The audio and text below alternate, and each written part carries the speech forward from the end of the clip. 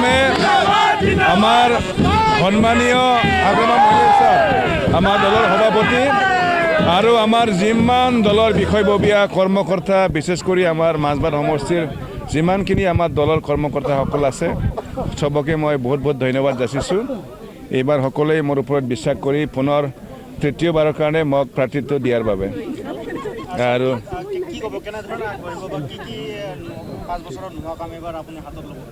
মইতো এইবাৰ মানে যিখিনি মই সপোন দেখিছিলোঁ এইখিনি মই বাস্তৱত ৰূপায়িত কৰিম বুলি ভাবিছোঁ কিয়নো মই দুবাৰ ইতিমধ্যে মই বিধায়ক হৈছোঁ। প্ৰথমটো মই তেনেকুৱা সুযোগ পোৱা নাছিল ৰুলিং হ'লেও, আৰু দ্বিতীয়বাৰতো মই যিহেতু কি কয় সাহসীয় পক্ষত থাকিব নোৱাৰিলোঁ। এইবাৰ যিহেতু শেষ পৰ্যায়ৰ মন্ত্ৰিত্ব পাইছোঁ আৰু এইবাৰ জিকি যোৱাৰ পিছত একদম আশাবাদী মই মন্ত্ৰিত্ব পাম, তেতিয়াহ'লে যিখিনি মই সপোন দেখিছোঁ এইখিনি মই বাস্তৱত এইবাৰ দেখাব পাৰিম বুলি মোৰ এটা সপোন। শুনিছোঁ মই তেখেতক প্ৰাৰ্থিত্ব দিয়া বুলি শুনিছোঁ। তো ইলেকশ্যন ফেক্টৰ এইবিলাক ক'ব নাযাওঁ মই যুঁজিম আৰু ভালকৈ যুঁজিম, কিন্তু বিশ্বাস আমি বহুত ভাল ভোটত জিকিম,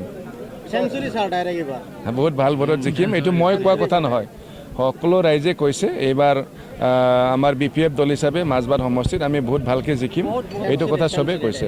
আৰু এইটো চিধা কথা, যিহেতু মাজবাট সমষ্টিত 3টা আমাৰ BTC সমষ্টি আছে, 3টাও যিহেতু BPFৰ MCLA আছে, চৰকাৰ আছে, BCDC আছে, চব আছে।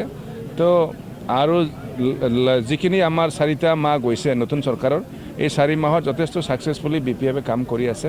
তাৰ কাৰণে ৰাইজে মানে BPFৰ প্ৰতি যথেষ্ট বিশ্বাস আছে। তো এইকাৰণে এইবাৰ আমাৰ মাজবাটবাসী ৰাইজে খুব উৎসাহেৰে এইবাৰ আমাক ভোট দিব।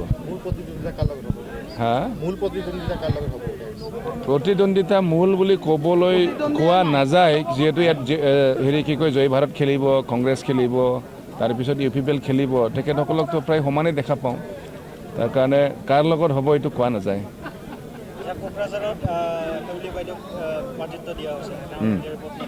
আৰু আন এটা সমষ্টিত এগৰাকী BTC বনমন্ত্ৰী বনাম প্ৰাক্তন বনমন্ত্ৰী, সমষ্টিটো হ'ল এফালে ৰঞ্জিত বসুমতাৰী আৰু আনফালে পানীৰাম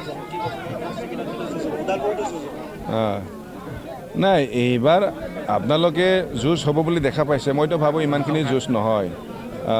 এইবাৰ চাওক, মানে ৰঞ্জিত বসুমতাৰীটো যোৱাবাৰ 2টা চিটতো হাৰিছে, আৰু ইফালে আপুনি কোনটো ক'লে কি কয় ওদালগুৰি সমষ্টি একেই কথা না। ওদালগুৰি সমষ্টিত আমাৰ BTC সম্পূৰ্ণ আমাৰ দখলত আছে। তো যিমানে ইয়াত কি কয় আপচৰ নেতাই কওক কিবাই কওক, ইয়াত যে প্ৰতিনিধিত্ব হ'ব মই নাভাবোঁ, আৰু খুব সুন্দৰকৈ আমি জিকিম। যোৱাবাৰ আপোনাৰ BJPৰ লগত প্ৰতিদ্বন্দ্বিতা হৈছিল, এইবাৰ কিন্তু BJP মিত্ৰ, ভোটৰ জয়ৰ ব্যৱধান বাঢ়িব নেকি? বাঢ়িব, যথেষ্ট বাঢ়িব, ডেফিনেটলি বাঢ়িব। এইটো BJP তো লাষ্ট ইলেকশ্যনত তেখেতসকল খেলা নাই ওদালগুৰিত বিশেষ কৰি, কিন্তু তাৰ আগৰবিলাকত চালে BJPও যথেষ্ট ভোট পায়। এইখিনি ভোটটো ডেফিনেটলি আমাৰ লগত প্লাছ হ'ব, তেতিয়া ভোটৰ সংখ্যাটো বাঢ়িব। BPFৰ লগত BJP যিহেতু আছে, গতিকে মাজবাটৰ যিখিনি BJP কৰ্মী তেওঁলোক খঙত আছিল যে, কি ক'ব তেওঁলোকৰ যিহেতু NDAৰ অন্তৰ্ভুক্ত BPF দল, তেওঁলোকক আহ্বান জনাব নেকি ভোট দিবলৈ, যিসকল BJPৰ কৰ্মী ইয়াত আছে?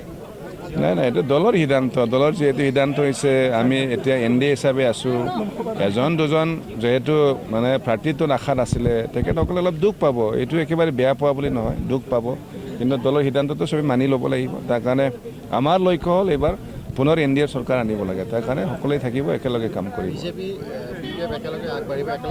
একদম একেলগে প্ৰচাৰ চলাম আমি। কোনো আমাৰ মাজত কোনো ভুল বুজাবুজি নহয়।